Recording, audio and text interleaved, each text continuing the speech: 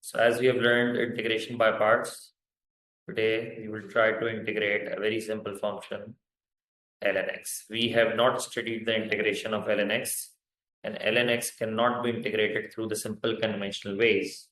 In this one, we do need to apply integration by parts. How do we apply integration by parts? Let me write down the formula that we have derived for integration by parts again over here for a reference. Okay. Now it is just ln x. Now, ln x, how can I apply integration by parts? It is only applied when there are two functions. Do you see two functions in this? No. Can I say ln x is being multiplied by 1? I can say ln x is being multiplied by 1. Now, which one can I take as u?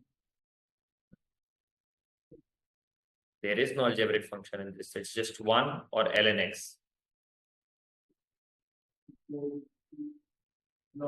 Log, which is ln x. So I'll take u as ln x and my v dash will be 1. So my u dash will be, what is the derivative of ln x?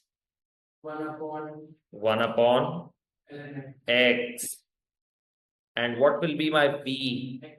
X. Brilliant. So in order to integrate ln x and using integration by parts, can I say that u v dash is integrated to u into v, which is ln x into x minus integral of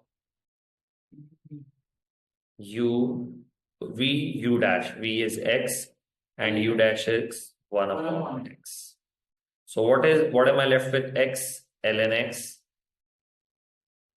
and minus integral of, if I simplify the inside of the integral, what am I left with?